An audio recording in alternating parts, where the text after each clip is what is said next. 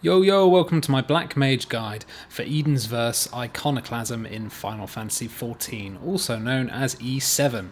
This is by far the easiest fight in this tier for a Black Mage. Combined with the grid on the floor and the mostly very predictable mechanics, you can actually really minimise the amount of movement you need to do, and it's very ley lines friendly. I would honestly recommend that if you're looking to practice the Black Mage rotation at level 80, that this is the perfect fight to do it.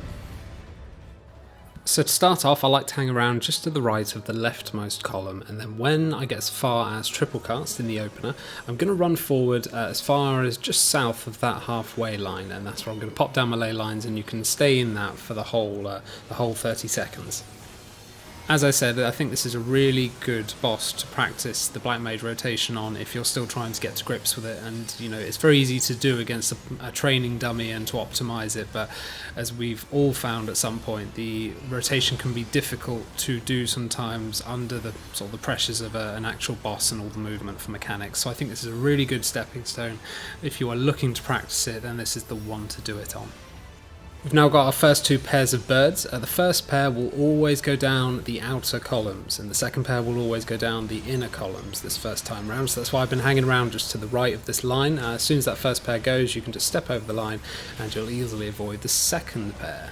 Straight afterwards, we've got our first set of portals. You can cheat for this first pair just by standing behind the portal. The birds will not pass through.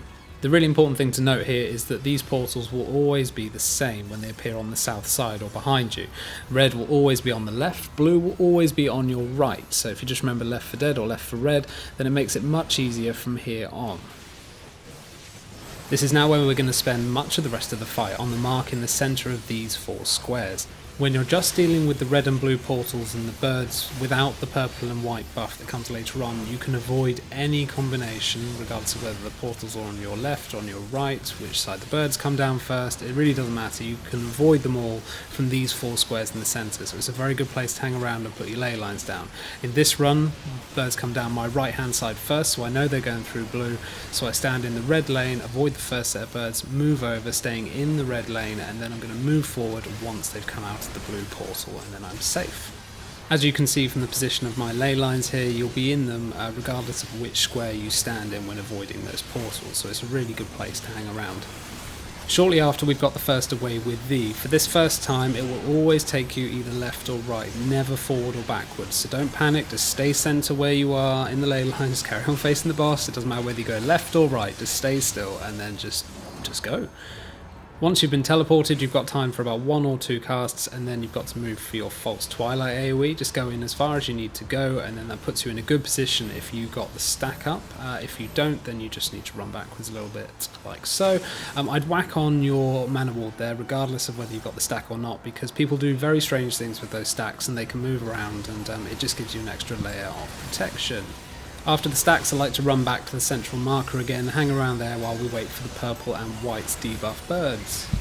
Unlike when it's just the red and blue portals, you can't just hang around in this central point necessarily. Depending on the combination of the birds that come down, as in this example, I will have to move to the side to avoid the first set.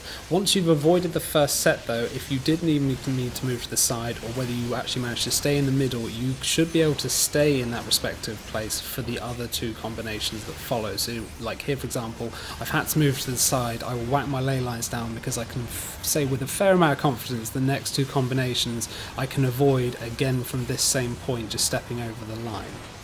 On a DPS note, I like to use up my Xenoglossies before we go into the ads phase, as once you go into the ads phase you don't really need to use them, and the timing is such that you will be able to fill up both of your polyglot stacks, and it will just be coming around on the 3rd when you leave the ads phase, assuming you do it in a sort of normal amount of time, and then you can hit the boss with a sort of a triple Xenoglossie, or at least double, but you've not wasted them on these ads at least. Hopefully your tanks will pull the 2 ads together. The away with thee that's going to come up, in contrast to the first one we saw earlier on, this one will always be forwards or backwards, it's never left to right. So by just facing the ads like so, it makes it nice and easy. You can either just keep casting like I do here and then just move forwards, or if you need to, you've got about time for 2 casts and then just quickly turn yourself around, and then you can just go straight backwards. It's then fairly quickly moving back outwards again like so, because the upcoming AoE, the strength in numbers, and also the silver shot, which comes down as well, you're going to need to move out and spread anyway, so you might as well do it sooner rather than later, because then you're out of that AoE, as I say. After the silver shot and the ads are down, we're going to move back into the centre for the ultimate. This is another place that sometimes I've found myself using the mana ward as a sort of a mage. We are comparatively quite weak on the old hit points, and if there's not this sort of top up healing, sometimes that can kill you, so it's worth just using it for shits and giggles. As you can see, because I didn't use Xenoglossy during the ads phase, it's now coming around for a third stack on the timer, so make sure you get rid of one as quickly as possible, and then whack your ley lines down on this central point again. The easiest way I find to deal with this is that if I have to stand in the left hand column to be in the opposite colour for the birds, I'm going to want to stand in the lane with the blue portal. If I have to stand in the right hand column to be in the opposite colour for the birds, I'm going to want to stand in the lane with the red portal. This logic applies regardless of which colour debuff you get, and also which side the red and blue portals appear on, whether it be east or west. That combination of debuff birds and portals does happen again slightly later on in this video, and I've put in a couple of little diagrams which I hope help, just in case anyone hasn't quite sort of understood what happens there and why it is you need to stand where you stand, because it does happen very quickly. Next up, we've got another away with thee. As it was before the ads phase, this is always left or right, you never go forward or backwards. We've also got to make sure that at least one player is stood in these pillars, so I like to turn my camera 90 degrees in the direction that I'm going to go, and then all I've got to do is angle myself forward after a couple of casts, and then I'll go where I need to go. Once these meteor style pillars resolve, that's pretty much it for mechanics, and we're now going to start seeing repeats. After the raid wide hit, there's going to be a tank buster, and then we're going to see the red and blue portals again, just the same as right towards the start of the fight with just the white birds. There's no purple or white for this next bit, so I just got ley lines coming up, whack them down on the marker again, so I've got access to these 4 squares. That allows me to easily avoid any combination. One of the other benefits of hanging around up the front like this is not only the mechanics, but if you're lucky, you might get a cheeky Dragoon tether if you're lucky, and we all like that for a bit of deep, so it's nice to be seen up front for once. So the first birds have come down on my right, that means they're going to be going through blue first, and then on my left going through red, so I want to make sure I avoid the birds while staying in the red lane to begin with, and then I will move back into the blue lane as it then comes through the red lane. That's then followed by another false twilight. I'd move off to the side, and if you get the stack up marker like I do here, just stay still.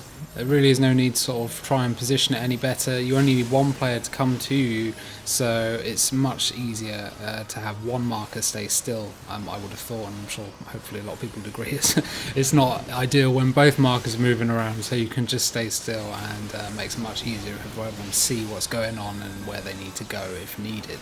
Just for the benefit of anyone who still doesn't quite understand this little mechanic, it does happen very quickly, and it's caught us all out the first few times. So just to explain very quickly, if I'm stood on the right, I'm stood in the blue portal column. Therefore, I'm going to want to stand in the red portal lane. I want to be stood in the opposite one, because my debuff was changed when the birds passed through me. So that's why if I'm stood on my right, I want to stand in the red portal lane, and similarly if I have to stand on my left, I want to be stood in the blue portal lane, because it is the opposite to the one that I was in the first time, but it can be very hard to sort of do that in the moment. So this is once again why it's really worth memorizing that left for dead, left for red concept. The red is always on your left behind you. As soon as you sort of get that piece of information out of the way, it makes it very easy to sort of work out what happens there onwards without looking, and sort of you can just be a lot calmer in the way that you deal with it, I find. So that's it for E7. I hope you enjoy the guide and find it useful. As I'm sure you'll agree, this one's a lot more friendly for Black Mages than E6 was. Next up, I'll be having a look at a Black Mage guide for Shiva in E8, so I'll catch you next time.